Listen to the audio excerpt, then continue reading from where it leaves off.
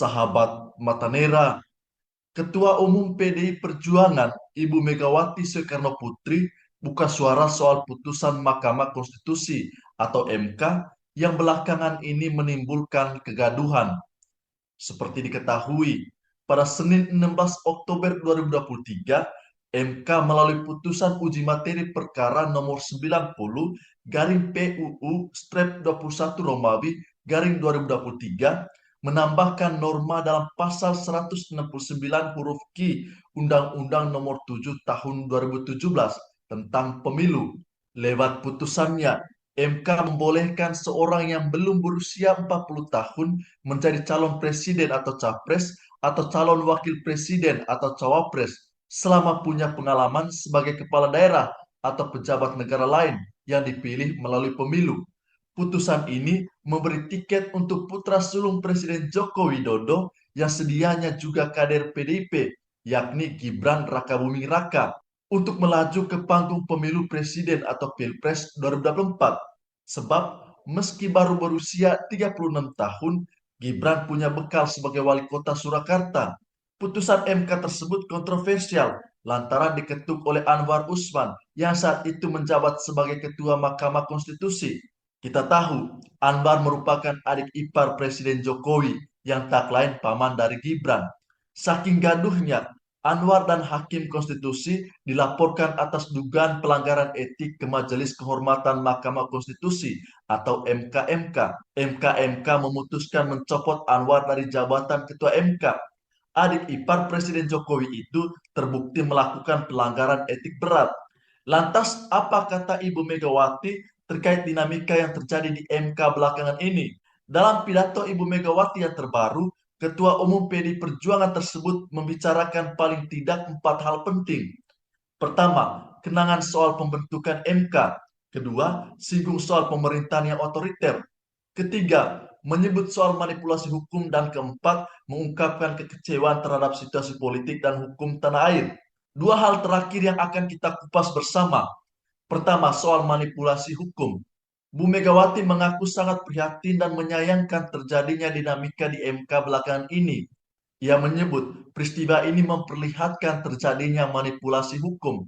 Apa yang terjadi di Mahkamah Konstitusi akhir-akhir ini telah menyadarkan kita semua bahwa berbagai manipulasi hukum kembali terjadi. Itu semua akibat praktik kekuasaan yang telah mengabaikan kebenaran hakiki politik atas dasar nurani, tegas Ibu Megawati. Lebih lanjut, beliau mengatakan bahwa rekayasa hukum tidak boleh terjadi lagi.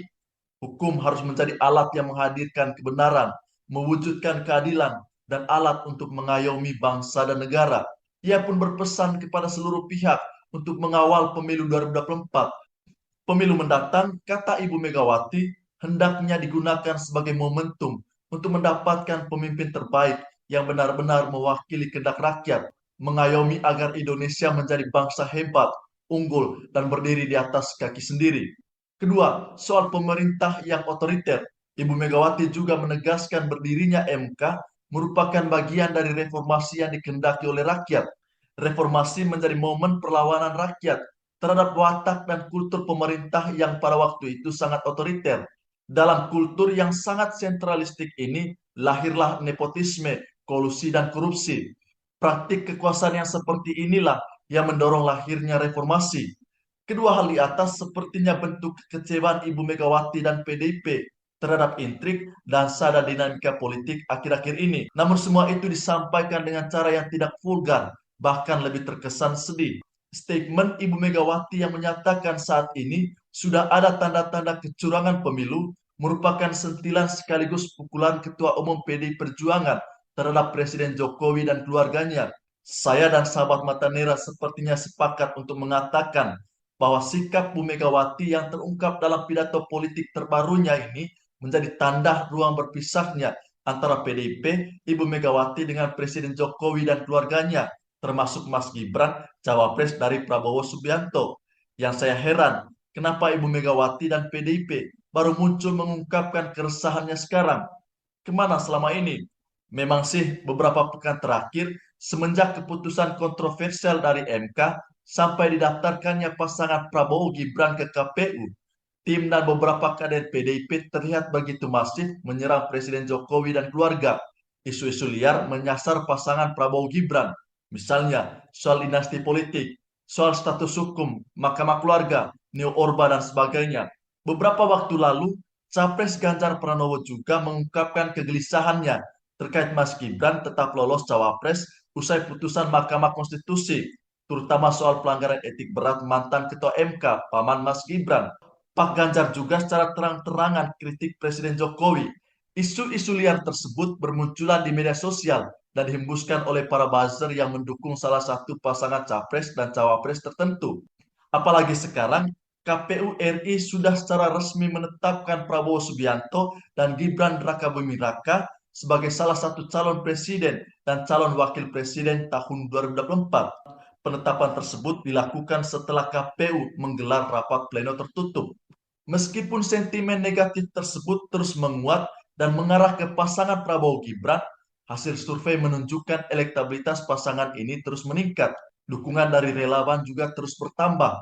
Prabowo Gibran dan tim juga sudah membuat tim pemenangan, yakni TKN Prabowo Gibran. Tim tersebut berisi tokoh-tokoh publik yang punya pengaruh besar dalam masyarakat. Beberapa analisis mengatakan bahwa hampir pasti pasangan Prabowo Gibran akan menang dalam kontestasi politik tahun 2024. Oke lah, Mumet, kita akhiri saja. Dinamika politik tanah air akhir-akhir ini adalah tentang kekuasaan dan bukan hanya soal pilpres saja. Dalam pemilu 2024, bukankah PDIP ingin menang 3 kali? Dan ini termasuk melanggengkan kekuasaan. Politik tidak melulu soal hitam putih, tetapi sering bermain di zona abu-abu. Pertanyaan yang akan kita lihat jawabannya. Apakah keresahan Ibu Megawati dan PDIP yang diungkapkan dalam pidato politiknya akan mempengaruhi kontestasi Pilpres nantinya? Apakah ini semua bagian dari strategi pemenangan Pilpres?